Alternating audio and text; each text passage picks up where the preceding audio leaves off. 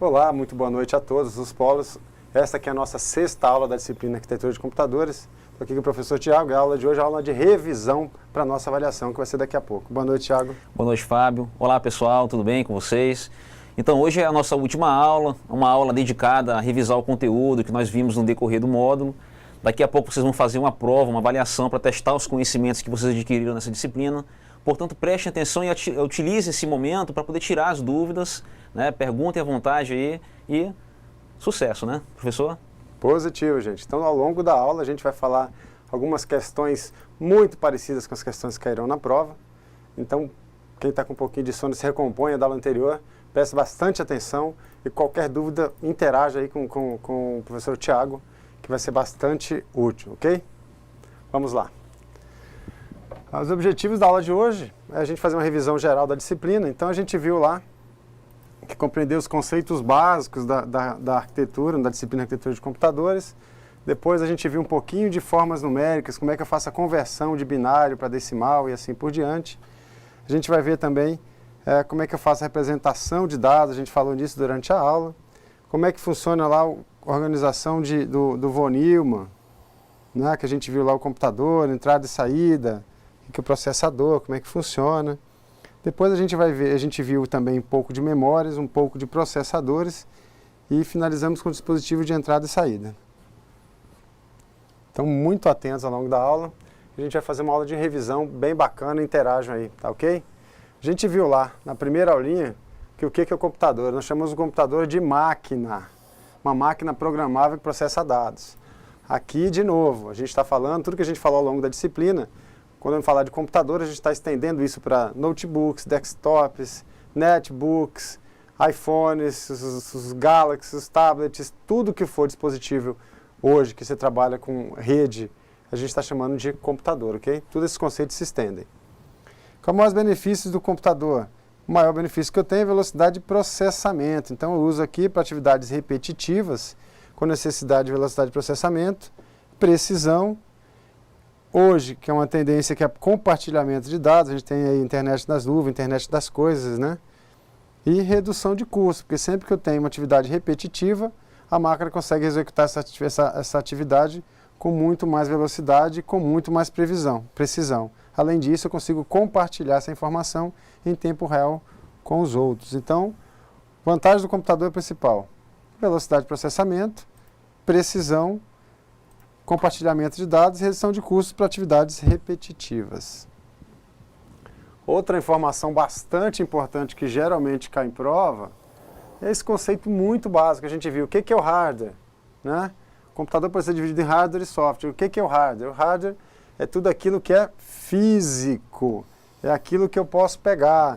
Então é o monitor, a placa-mãe, o gabinete que eu pego, tudo aquilo que eu consigo pegar, tirar de um lugar e colocar no outro é o hardware, a gente viu. Né, professor Tiago? Exatamente, professor.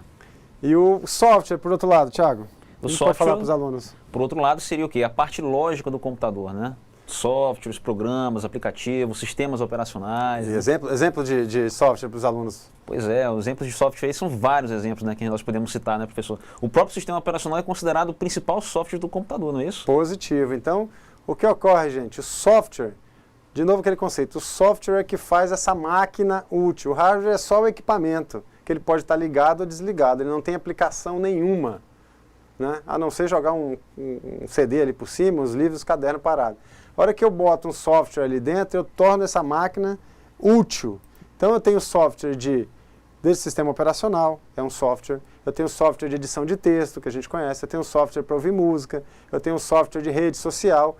Tudo que a gente torna o computador útil tem que ter um software por trás para fazer ele trabalhar junto. Então a gente já viu aí ao longo da disciplina que o desempenho dessa máquina ela está intimamente ligado com a aplicação que eu quero utilizar, ou seja, com o software que eu quero usar para ter aquele retorno que eu preciso. A sincronia entre o hardware e o software, né, professor, é sempre constante ali, né? Sempre, sempre. Tanto na hora de comprar o equipamento, quanto na hora de fazê-lo funcionar e manutenção também. Então, o software é a parte... Se aparecer alguma coisa escrita assim, o software é a parte lógica que torna o computador útil. Por que torna útil? Porque senão ele seria só uma máquina. Não adianta eu ter. Exemplos, aqui tem o sistema operacional de telefone celular, aqui eu tenho um editor de texto, aqui tem outro editor de texto, aqui eu tenho um PowerPoint, aqui outro sistema operacional de dispositivo móvel, aqui eu tenho um navegador de internet e assim por diante. Ou seja, tudo que eu quero utilizar, tudo que deixa o computador bom é software. Ok? A gente viu lá quais são os principais componentes. Pessoal, atenção aqui, tá? Quais são os principais componentes do computador? Do hardware, né? O principal componente do hardware, ou seja, da parte física. Qual é o principal? A gente pode começar por aqui, ó. É a CPU, né, Thiago? É o processador. É o processador, isso mesmo. Então aqui, gente, a CPU é o principal componente de hardware. Ah, mas ele opera sozinho? Não, mas é o componente que mais evoluiu ao longo do tempo. Então tudo que a gente tem de evolução tecnológica está concentrado dentro do processador. A cada ano que passa ele fica menor e milhões de vezes mais potente. Em contrapartida, o processador, a gente vai ver daqui a pouquinho, ele não trabalha sozinho. Ele precisa da memória. Que memória é essa? A gente vai ver lá.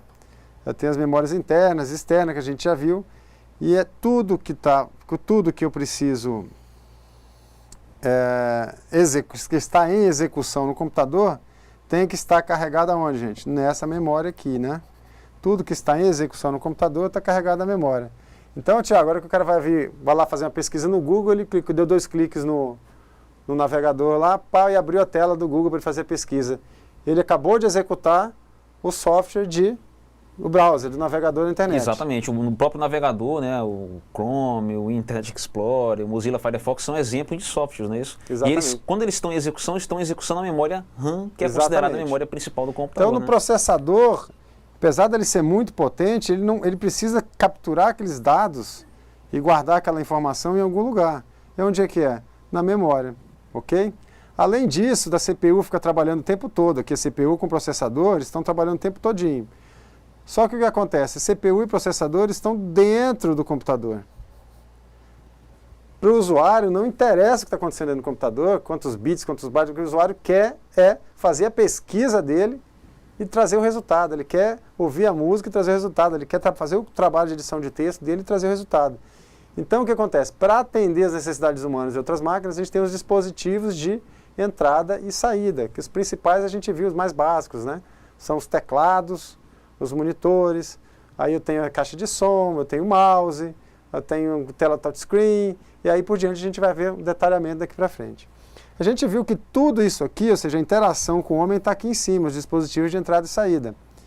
E tudo isso aqui, tanto os dispositivos de entrada e saída, o monitor, o teclado, o mouse, quanto a memória e quanto a CPU, todos eles estão presos e conectados através da placa-mãe. Então a gente vai ver na literatura que quais são os principais dispositivos de hardware. São esses 3 aqui, ó, dispositivo de entrada e saída, memória e CPU. Só que tudo isso está preso à placa-mãe. Então eu tenho que ter compatibilidade entre eles e eu tenho que ter uma placa-mãe também que tenha desempenho para poder conseguir fazer isso funcionar de forma da maneira que eu queira. Quais são os principais dispositivos de entrada? São os mais básicos, né, Thiago? Dispositivos de entrada mais básicos são aqueles dispositivos que a gente pega a informação que eu quero, o usuário quer fazer uma consulta, ele vai fazer isso primeiro na cabeça dele, eu quero buscar quantos gols no 1994, quantos gols ocorreu na Copa de 94. Eu vou lá, usei o teclado para jogar essa informação para dentro da máquina. Então, qual foi o dispositivo de entrada que eu usei? Foi o teclado, porque a máquina não entende o que nós falamos, né? A gente já viu lá dos bits e bytes, dos zeros e uns. Então, da mesma forma, dispositivo de entrada eu tenho o mouse, eu tenho o scanner, os leitores de código de barra, os microfones, as câmeras também, e assim por diante. Uma dúvida sobre dispositivo de entrada por enquanto, professor Thiago? Sobre memória, professor, falaram aqui, comentaram a respeito da memória, pedindo uma classificação da memória com relação ao vídeo, né? Memória de vídeo, pode ser estática ou dinâmica, né? A pergunta que fizeram. Exatamente, a gente vai chegar lá na memória para a gente poder adiantar e ajudar, que hoje é dia da disciplina, tá? Pessoal, e a gente continua à disposição de vocês no ambiente virtual para tirar as dúvidas. Quem perguntou isso aí foi o Alisson, lá de Colorado, tá, pessoal? Beleza, Alisson. Então, os dispositivos físicos, a gente está falando de hardware ainda, então, o que são dispositivos de saída? São aqueles dispositivos físicos, já que é hardware, que eles apresentam os dados já processados, ou seja, a gente traz o resultado. É o monitor que me traz, a impressora que imprime o texto que eu fiz, é o monitor que me deixa visualizar o texto, que me mostra o vídeo, né? São as telas, no caso de dispositivos móveis, a caixa de som que reproduz a música que eu quero ouvir e assim por diante. Não há dificuldade, né? Além do dispositivo de entrada e dos dispositivos de saída, a gente tem outros dispositivos que eles apresentam as duas características dependendo da aplicação que eu tenho, né?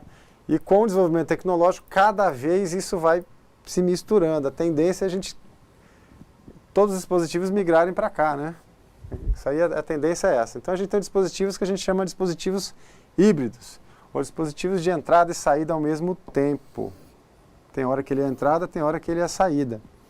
Quais são esses exemplos de dispositivos principais? A gente tem lá, falando de memória, a gente tem os discos rígidos, os HDs, né? Esse HD, se eu tenho lá minha música guardadinha lá, eu clico no reprodutor de texto, o carrega esse programa de reprodução de música, carrega para a memória, e aí eu quero editar, ele pergunta, cadê a música que você quer ouvir? Aí eu vou lá, clico no mouse, seleciono o meu HD, o meu pendrive, vou lá e clico 2 vezes lá em cima, ele vai lá e carrega isso para a memória também e reproduz. Esse dispositivo que eu usei agora para carregar a música que estava lá, para jogar para a memória para eu ouvir, eu usei ele como um dispositivo de entrada.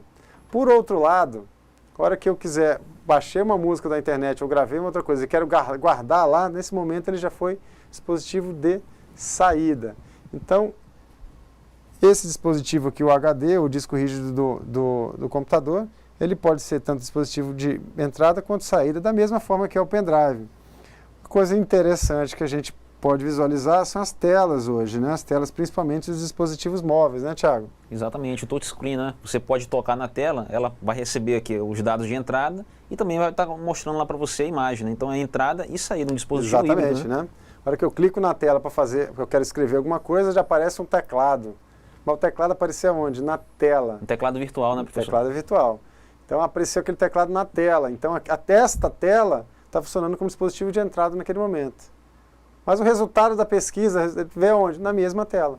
Só que esse teclado já sumiu. Então, isso aqui que a gente comentou, a tendência é que tudo já evolua para ser dispositivos de entrada e saída. Ok? Placas de rede, né? É um negócio bastante interessante. Também, placa de rede. Exemplo, né? Eu estou usando as placas de rede, né, sem fio ou cabeadas, ora para mandar informações, ora para receber. Então, também são dispositivos de entrada e saída. Aqui a gente pode visualizar, só para efeito de ilustração. Aqui a gente tem um gabinete, né? Aqui não tem um computador, essa caixa aqui agora vocês já sabem que é um gabinete. Muita gente chamava de quê, professor? CPU, né? CPU. Mas não é CPU, né, pessoal? CPU. É gabinete, né? Aqui é um gabinete. Dentro do gabinete eu tenho a placa-mãe, que a gente vê em azul aqui.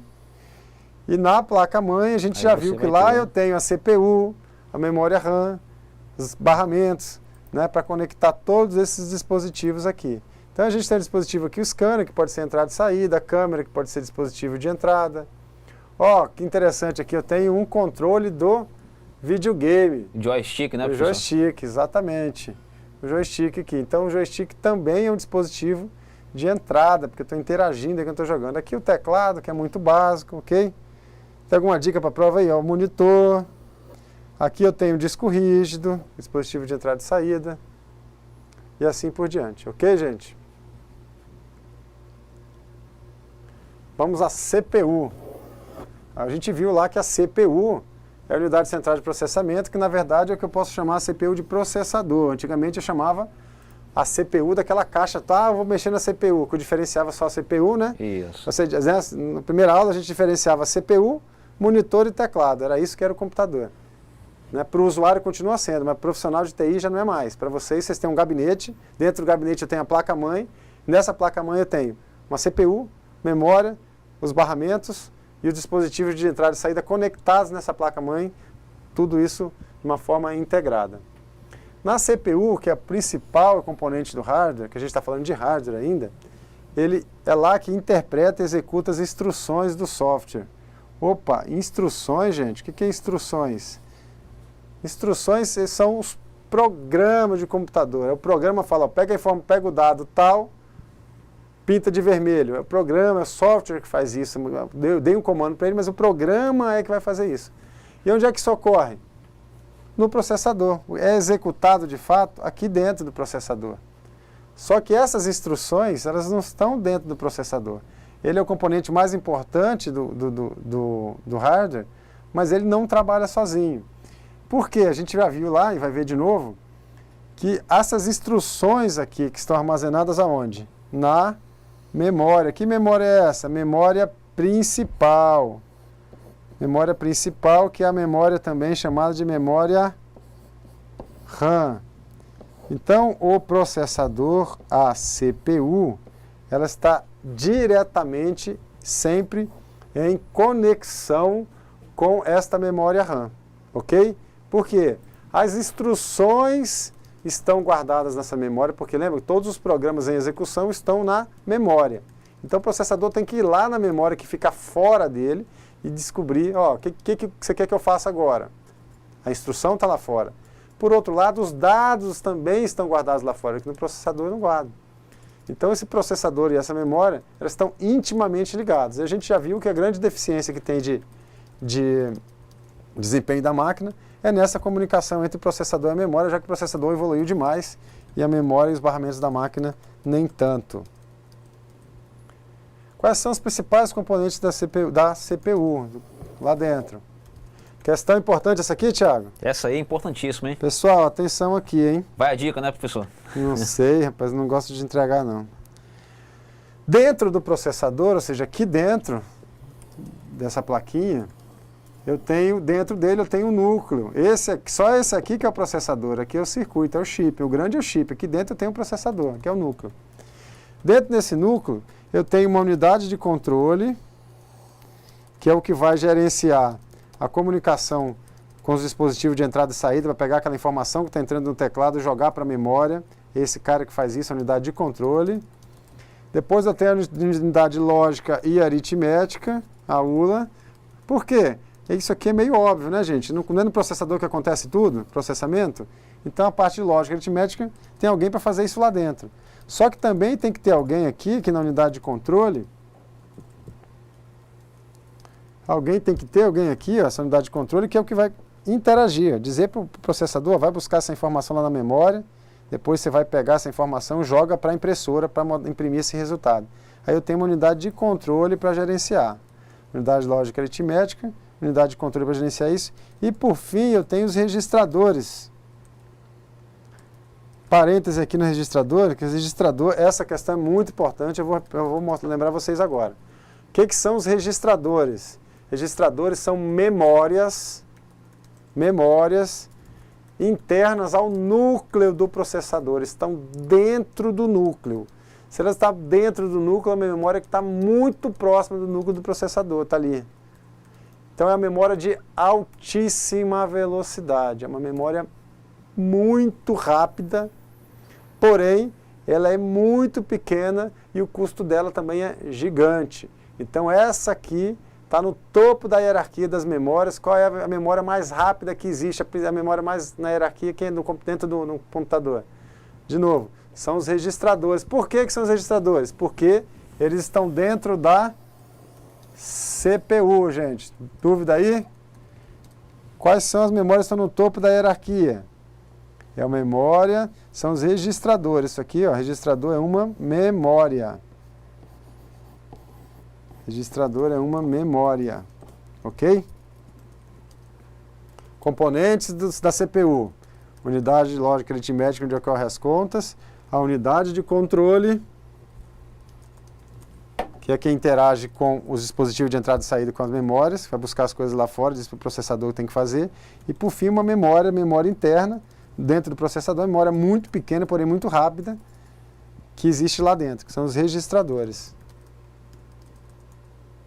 Quais são os principais parâmetros? Como é que eu consigo comparar um computador com um processador com outro? De fato, desempenho. A gente já viu lá, principal, clock interno, que é aquele lá que a gente já conhecia. Eu não sabia que ele chamava clock interno, que é a velocidade com que os ciclos, né, o clock pulso de clock ele faz. Depois é o clock externo, que é a velocidade com que ele interage com a memória, ele é muito menor, o clock externo é muito menor que o clock interno. A gente viu também que tem o bit interno. O que é o bit interno? Aquela quantidade de informações que eu levo a cada viagem, cada pacote que eu levo, a quantidade de bits que eu consigo levar. Aqui a gente consegue entender lá o 32 e 64 bits, né? Se eu tenho 32 bits e a diferença para 64, qual é? Ué, eu tenho que fazer 2 viagens para levar a mesma informação. Então, quanto mais bits internos eu tiver, melhor, mais rápido vai ser. Ok? E o bit externo relacionado com esse aqui, da mesma forma que a comunicação do processador lá com a memória externa. Outra coisa que a gente viu bastante interessante, que a gente vê aí, é a quantidade de núcleos físicos, né? Se na prática eu tenho dentro do meu processador aqui, dentro do meu chip, que aqui é um chip, aí eu tenho aqui os núcleos, ó. Cada núcleo desse aqui, ó, nesse processador aqui, eu tenho um processador com 4 núcleos físicos. É como se eu tivesse 4 processadores mesmo, tá? Então eu tenho aí 4 processadores. Aí eu tenho lá o quad-core, dual-core, six-core e assim por diante, ok? Outra coisa muito importante que aparece aqui é a questão dos núcleos físicos. A gente viu também que tem os núcleos o quê? Virtuais. Então o processador, nesse caso aqui, ele tem 4 físicos, mas se cada um desse aqui, virtualmente, dependendo da tecnologia, ele funciona como se fossem 2. Então eu teria, aqui nesse caso, 4 núcleos físicos e 8 núcleos virtuais. Lembra disso? Fizemos até atividade, né, professor, a respeito disso aí, né? Então isso é bem interessante, gente. Quad-core eu tenho 4 núcleos físicos. Aí eu tenho que ir lá ver, comparar o processador, para ver lá, pô, mas esse cara não tem núcleo virtual. O que acontece? Na prática, ele funciona como se ele tivesse 8. Então a gente já viu lá, tem processador que duplica, tem processador que quadruplica e assim por diante, ok? Então esse é um parâmetro muito importante, a quantidade de núcleos físicos e virtuais. Depois a gente viu que a memória cache. Muito importante. Lembra que a gente falou durante toda a disciplina? O processador ele evoluiu muito, evoluiu demais. Mas tudo que o processador precisa para fazer está onde? Guardado na memória principal, na memória RAM. Essa memória RAM está fora do processador. Está conectada ao processador através da placa-mãe, os barramentos da placa-mãe. Ok? Então essa velocidade interna do processador é muito rápida, porém, no que eu tenho que sair, a pista cai de 10 pistas para 2. Então acontece uma fila ali dentro para ir buscar e deixar as coisas na memória RAM. Então o que acontece? A velocidade do processador evoluiu demais, a gente precisa fazer alguma coisa, a memória não consegue. Alguém teve a ideia, a tecnologia avançou um pouquinho, puseram um pouco de memória dentro do processador. Além do registrador, que é muito pequeno, puseram uma memória mais lenta um pouquinho que o registrador, mais barata que ele, mas ainda muito mais rápida do que a memória que está lá fora, a RAM. Então essa memória cache é um pouco de memória que foi colocada dentro do processador, só que ali fora do núcleo, mais próximo a ele. E essa memória cache é a memória que... Qual que é a grande vantagem dela? Ela não vai buscar as informações, o processador antes ele ia lá na memória externa, buscava de um por um e devolvia, respondia. Com essa memória cache aí dentro, essa memória ela vai buscar blocos de informação, ela não busca uma informação no endereço, ela traz tudo que está em volta dele.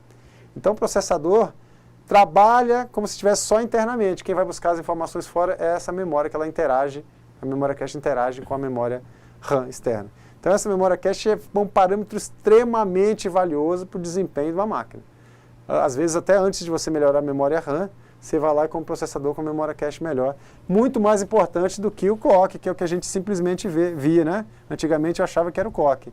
Não adianta, a gente viu lá, né, professor Thiago? A gente viu exemplos. Isso. Que a gente tinha um Pentium 4 com um clock superior, né? Ao 1.5. Ou seja, quase 10 anos antes, o clock já estava, a evolução já tinha. Só que uma máquina, ela passa a produzir mais, por quê?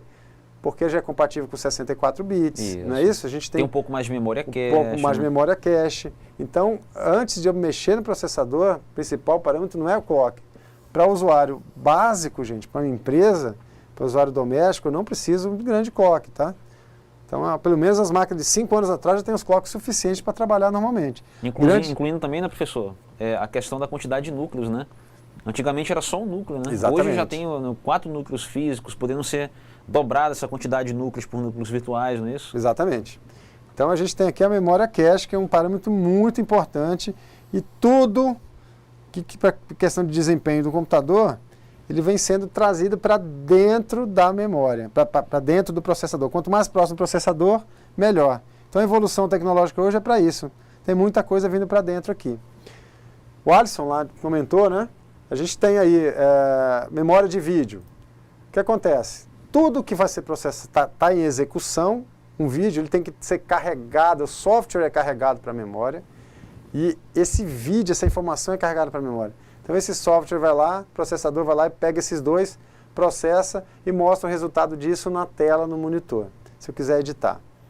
Tudo isso é muito pesado, porque a informação de vídeo, eu não posso ter, se eu estou falando de voz, eu corto um pouquinho aqui, tranquilo. Mas o vídeo é perceptível se perca uma informação dele, fica um quadro, fica um buraco na tela. E a qualidade influencia também muito, A qualidade vai né, influenciar demais, então eu quero ver vídeo, todo mundo quer ver vídeo com qualidade. Então eu preciso do quê? Eu preciso de um processador com desempenho? Preciso. Mas eu preciso de muita memória RAM, para guardar, para ter espaço para guardar, carregar esse vídeo inteiro ali dentro, né? Porque a gente já viu que está tudo ao mesmo tempo. Tudo que está em funcionamento no computador está carregado na memória também. Não é só o vídeo que eu estou vendo agora, mas a música que eu estava ouvindo por trás, que eu não fechei, o navegador que eu não fechei, o editor de texto que eu não fechei, tudo isso está ali ao mesmo tempo. Então você vai precisar de memória. Ah, mas evoluiu, botaram memória e tal, mas mesmo assim, como é que eu melhoro? Então o que se fez? Tem placas, as placas de vídeo. Lá dentro da placa de vídeo, a placa vem com um processador exclusivo dela e memória exclusiva dela. Por quê? Quando o vídeo é processado, ele não está usando os outros recursos da máquina. Tudo que está sendo processado usando os recursos só da placa de vídeo. Então, essa é a grande sacada. Desafoga, né, professor? Desafoga o processador a máquina e a memória RAM. Exatamente. Então, a tendência é esta. Eu tenho aí processadores inclusive não só memória de vídeo, eu tenho processador dedicado para processamento de vídeo. Então ele tem a cache dele específica para aquilo, vai ter memória dentro daquela placa também, como se fosse uma placa-mãe só para vídeo. Ok, Alisson? Bacana a sua participação aí. Depois a gente tem os controladores de memória. O que é isso aqui? O controlador de memória fica na placa-mãe, gente. Que é o que para interagir o processador com a memória RAM externa. Para melhorar o desempenho, eles também pegam esse controlador de memória aqui, os processadores mais modernos, eles trazem esse controlador para dentro dele. Isso aqui a gente não vê no mercado no dia a dia ainda, porque é muito caro. Mas para quem vai trabalhar em grandes empresas aí, precisar de conta, vai ser importante trazer esse controlador para dentro, porque se melhora o desempenho demais. Ok? A quantidade de instruções que o processador trabalha, a gente vê a quantidade de bits, tá? A arquitetura interna dele, a gente tem algumas arquiteturas diferentes, as máquinas hoje, a gente tem as máquinas desktops, são bastante diferentes do que funciona com dispositivos mobile, por exemplo. Inclusive os fabricantes de processadores, que são os líderes no mercado de desktops, notebooks, não são os líderes no mercado de dispositivos móveis. São outros fabricantes, a arquitetura é um pouco diferente, mas o funcionamento basicamente é o mesmo. Uma diferença também, né, professor, com relação à arquitetura, é que um processador para desktop é né? E um processador para servidores, né, equipamentos mais robustos, mais sofisticados, é outro, né? O desempenho é outro, a arquitetura vai ser diferenciada. Né? Vai ser diferente porque eu tenho uma aplicação diferente, mas não é só o processador que é diferente. Então, quando eu tenho um servidor, eu tenho toda a arquitetura da máquina voltada para ser um servidor. Né? Então, eu tenho memória diferenciada, eu tenho todo o dispositivo, todo esse maquinário, ele está voltado para servidor, não como cliente final. Uma máquina que vai trabalhar 24 horas por dia e assim por diante. Dúvidas podem participar. Aqui a gente vem para a memória, a gente já viu de novo. Ó, todas as memórias do computador. Quais são as memórias que a gente pode ver, as principais? HD é uma memória, professor? É uma memória, né, professor? Só que é uma memória híbrida, né? Isso. O pendrive é uma memória? Sim. A memória cache que está lá dentro do processador é memória? Sim. Os registradores são uma memória? Também estão lá dentro do núcleo? Sim. E a memória principal, que a gente chama memória RAM, ela é uma memória? Sim. Chama ela de memória principal, né? É a memória RAM do computador. Então, tudo isso são memórias. E hoje? A gente está falando de computação em nuvem, a gente está falando de armazenar foto, né? Então, Onde é que está essa memória? Pode ser até nuvem, pode ser o servidor do Google, eu estou usando ele como memória. Ok? Então, tudo isso é memória do computador. A gente viu lá, né, Thiago, que a memória ela tem hierarquia. Isso. Como é que chama a hierarquia da memória? Quanto maior a velocidade dela, né? Porque a gente tem velocidade. Por quê? O processador trabalha muito rápido, né? Isso. Evoluiu bastante. E a diferença de comunicação com essa memória principal, a memória RAM, que tem que tudo tá nela, tá lenta ainda, né? Isso. Então a gente buscou, a tecnologia buscando carregar, trazer performance para essa máquina. Como é que eu faço isso? Trazendo essas memórias para mais próximo do processador possível. Mais próximo do núcleo, do né, professor? núcleo. Do processador. Quanto mais próximo do núcleo, mais rápido vai ser, porque lá no núcleo a velocidade é altíssima. Então, em termos de hierarquia de memória, a gente tem aqui, ó, quanto mais próximo do núcleo, maior essa hierarquia. Aqui a gente tem os registradores, aqui no primeiro são os registradores, a gente já comentou, né? Registradores. Registradores aqui, ó, no topo. Esses registradores, nenhuma memória dentro da máquina tem mais velocidade do que ela. Nenhuma. Nenhuma. Por outro lado, nenhuma tem o mesmo custo que ela tem. Ela é muito cara isso aqui. Nenhuma é menor do que ela, porque ela é muito compacta. Porém, a capacidade de armazenamento dela vem caindo. Ó. Então ela tem altíssima velocidade, também tem um altíssimo custo quando comparado com as outras. O tamanho dela é um tamanho muito menor quando comparado às outras. Isso é importante porque ela tem que estar dentro do núcleo, então não pode ser grande, no consumo de energia inclusive. Porém, a capacidade de armazenamento dela é muito pequena. Então a gente já viu aqui, ó, quanto maior a velocidade do processo da memória, maior a velocidade, melhor ela é, porque ela está mais próxima da velocidade de uso do processador. Só que, por outro lado, ela é muito cara.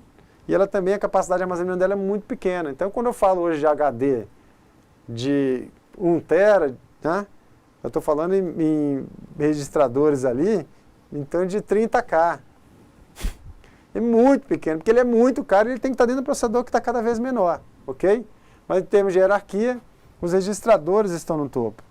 Isso aí, professor, que o senhor está falando ajuda a responder aquela pergunta. Poxa, se é a mais rápida, por que não vamos colocar só registradores no computador? Não né? dá, não dá, porque fica inviável, né? Fica inviável, ok? O processador ia ficar desse tamanho, ninguém quer, ok? Depois eu tenho aqui, já que quanto mais próximo do núcleo do processador, maior é a hierarquia, então depois vem a memória cache. A segunda que vem aqui é a cache.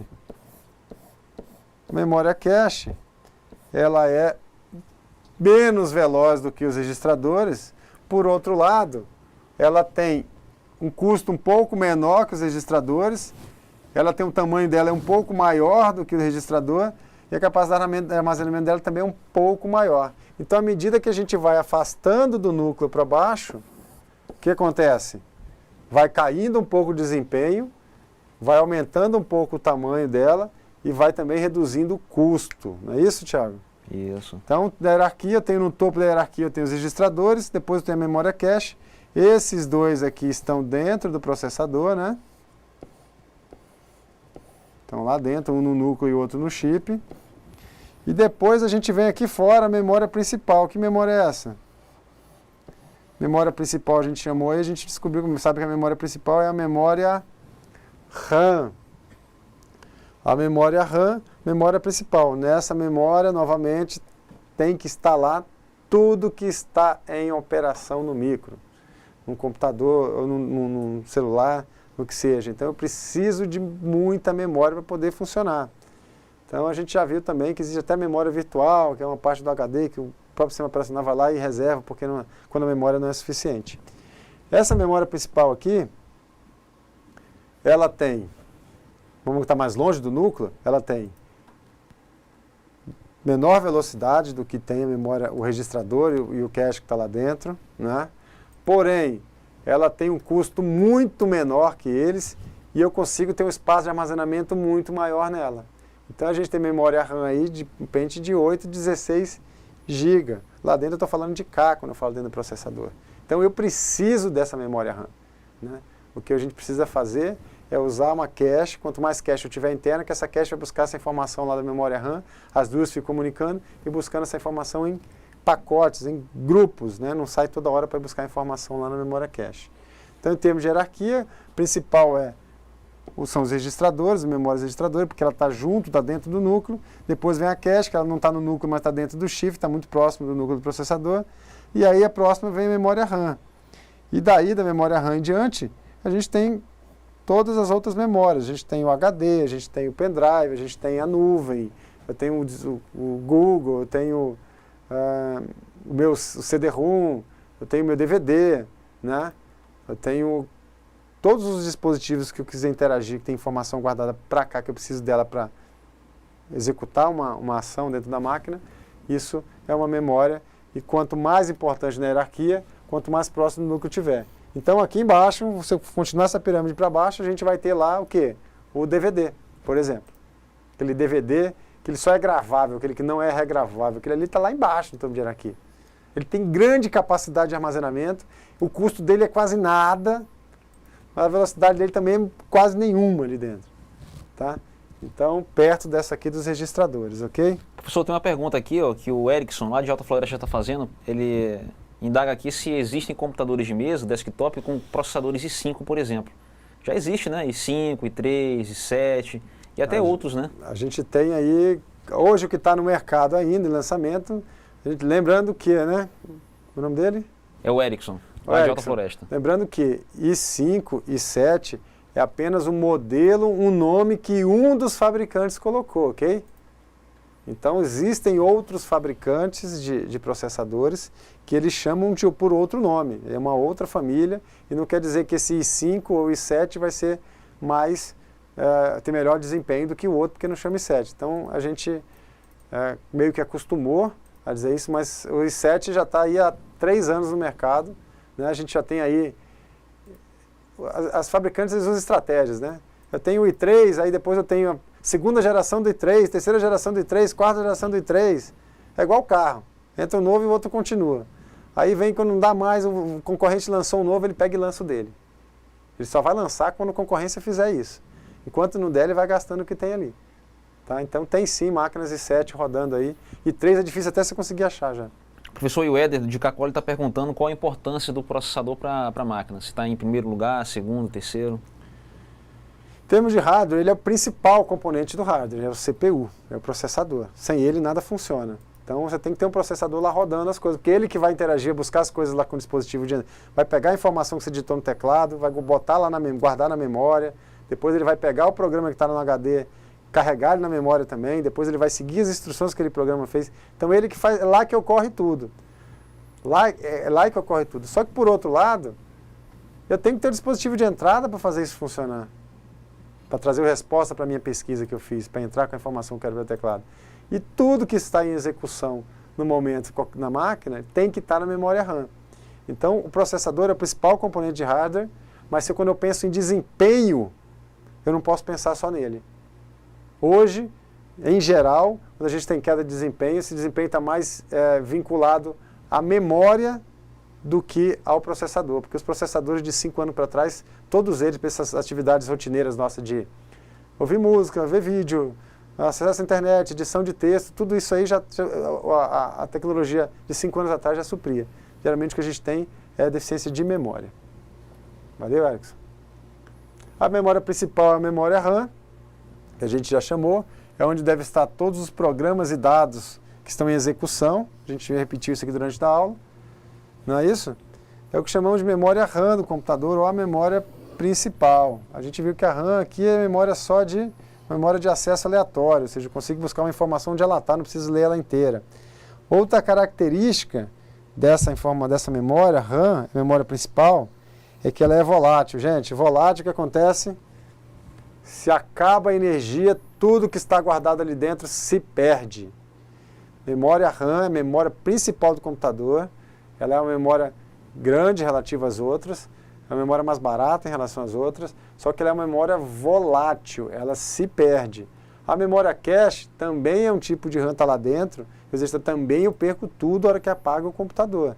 Tá? Se acabar a energia e eu não salvar, quando eu clico lá no salvar, no botãozinho de salvar, o que eu estou fazendo aquilo ali? Ó? O processador vai lá, uma instrução que o software você está dando, para o processador entende o seguinte, ó, o usuário quer que o software guarde essa informação agora lá no HD, quando eu precisar depois, ok? Essa memória principal ela pode se dividir em memória SDRAM, que é uma memória síncrona, ela trabalha sincronizada com o processador para ficar mais rápida. Depois ela evoluiu para a memória DDR, que vocês vão ver hoje aí, que é uma memória que ela duplica ou quadruplica a velocidade com que ela troca as informações em cada ciclo. E aí eu venho DDR1, DDR2, DDR3, cada desse aqui, isso aqui multiplica por 4, esse aqui multiplica por 8. Isso significa o quê? Que a cada ciclo de clock, a memória consegue levar mais informações, ela tem mais troca de informações internas. Isso é uma evolução da mesma memória, ok? Memória cache, a gente já viu, ela está instalada dentro do chip, memória de altíssima velocidade, ela é uma memória RAM, também um tipo de memória RAM, ela também é volátil. A memória SRAM estática, que ela é muito cara, uma evolução da RAM. Aí na memória cache, ela pega velocidade muito maior que a RAM, porém ela é muito mais cara, a gente já viu lá na hierarquia, não é isso? A cache carrega os dados da memória RAM em blocos para dentro do chip do processador, não vai lá toda hora lá fora. A gente vê aqui uma imagem bem bacana, que eu tenho aqui o processador, a cache no meio, e aqui a memória principal, que é a RAM. Então, para que serve a cache? Para fazer o meio de campo, buscar informações daqui para a CPU, que é aqui que acontece o processamento, daqui para cá. Ela faz o meio de campo entre a memória principal e a RAM. Memória RAM é uma memória que ela é não volátil, uma memória só de leitura, é onde estão guardados alguns programas principais do computador que vem do fabricante, né? A gente tem lá o BIOS, que é um BIOS, não há BIOS, é o BIOS, é um software, um programa que ele inicia os testes de inicialização da máquina e carrega o sistema operacional para a memória principal.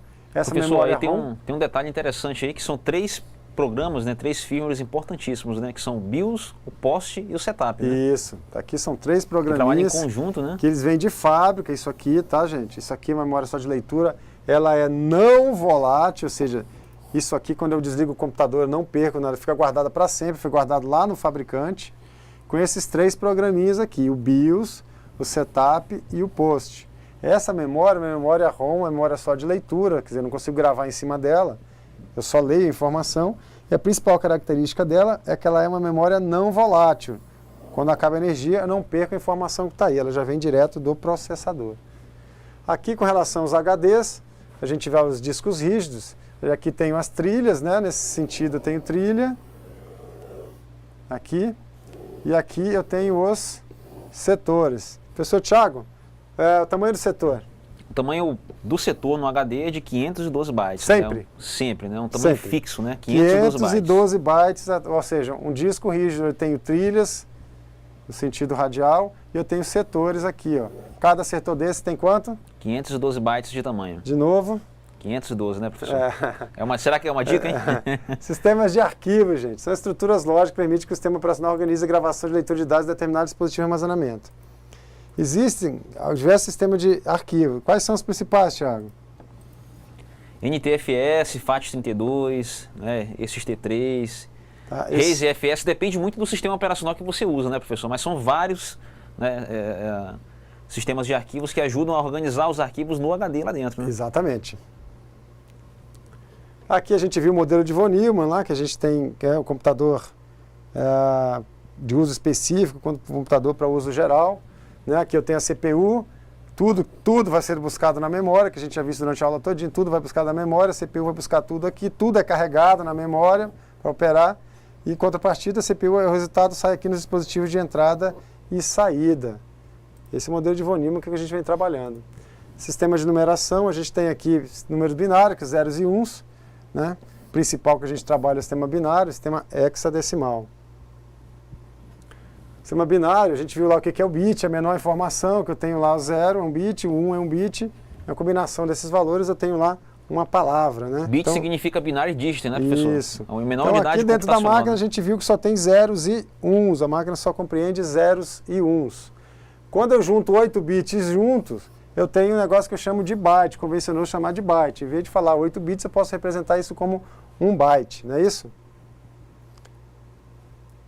Como é conversão de bases? Pessoal, aqui, ó, essa aqui é interessante, tá? Lembra que a gente fez? Eu estou convertendo isso aqui, está na base 2, eu quero converter para a base decimal. O que eu faço? Eu pego cada um desses caras aqui, ó, e repito aqui. Então, eu fiz esse aqui, coloquei aqui, ó. Depois eu venho esse aqui e repito aqui. Aí eu pego o 0 e coloco aqui. Depois eu pego esse 1 e coloco aqui. Aí eu boto sinal de soma para todos eles, vou lá botando sinal de soma para todos eles, tal, tal, tal. Depois o que eu faço? Ele não está na base 2, então eu vou lá e multiplico todos eles por 2. Multipliquei todos eles por 2, todos eles por 2. Está faltando alguma coisa? Tá, Fábio. Eu vou pegar aqui, ó, eu venho da direita para a esquerda, lembram disso? E venho colocando a partir do 0, 0, 1, 2, 3 até acabar. Então o que eu tenho aqui? De novo, eu pego cada um desses dígitos do número que eu quero converter para decimal e coloco ele aqui do lado, somando um com o outro. Depois eu pego cada um desses dígitos e multiplico pela base que eu estou querendo converter. Que base é essa? Não é a base 2? Então eu multiplico por 2, que é o valor da base. Multipliquei por 2 aqui, ó, todos eles, no 2 e 2. Por fim, eu vou lá e venho da direita para a esquerda, colocando exponencial nessa base, a partir do 0 até acabar. Se eu tivesse 5 para cá, eu continuaria colocando aqui, mas eu não tenho. Então 0, 1, 2 e 3. Aí é só fazer a continha. 2 elevado a 0 dá 1, 1 vezes 1 dá 1. 2 elevado a 1, qualquer número elevado a 1, dá 2, 0 vezes 2, 0. 2 elevado a 2 dá 4, fica 1 vezes 4. E só resolvo essa conta e vai dar o resultado aqui. Vou fazer essa operação, vai dar o resultado na base 10, ok?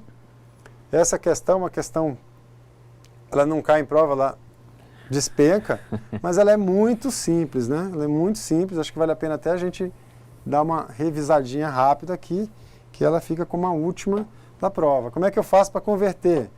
Eu estou convertendo um número na base 2, eu quero converter ele para a base 10, né?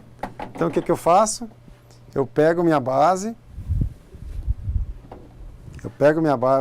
os dígitos desse número que eu quero converter, e vou repetindo aqui, ó, 1, 1, 0 e 1, 0 e 1. Depois eu vou lá, boto o sinal de soma para tudo isso, depois eu multiplico esses dígitos pela base, que a base é 2, então eu multipliquei tudo por 2. Depois, no final, eu vim colocando 0 da direita para a esquerda, eu vou botando exponencial nesses números, na base, né? 0, 1, 2 e 3. Depois é só fazer essa continha que eu vou ter o resultado dele na base 10. Ok, pessoal? O pessoal agradeceu aqui a repetição da explicação, porque agora eles conseguiram compreender bacana aí. Pessoal, essa é uma questão geralmente cai em prova, não sei como é que está aí, que os nossos assessores para a prova prepararam, mas espero de coração que vocês tenham conseguido capturar, compreender, entender tudo que a gente tentou passar para vocês nessas 5 aulas. Isso é só o começo para vocês, isso é o início de um grande futuro que está por frente de vocês, tá? Mas entre essa aula e o futuro brilhante que vocês têm, tem uma prova. Espero que vocês vão muito bem nisso. Com o conteúdo que a gente viu na sala de aula é mais do que suficiente para que vocês tenham um desempenho muito bom na prova. Tá? Fico por aqui, agradeço a atenção de todos, estamos à disposição. Boa noite, Thiago. Valeu, professor, obrigado pela participação de vocês e sucesso aí, pessoal, tá? Obrigado.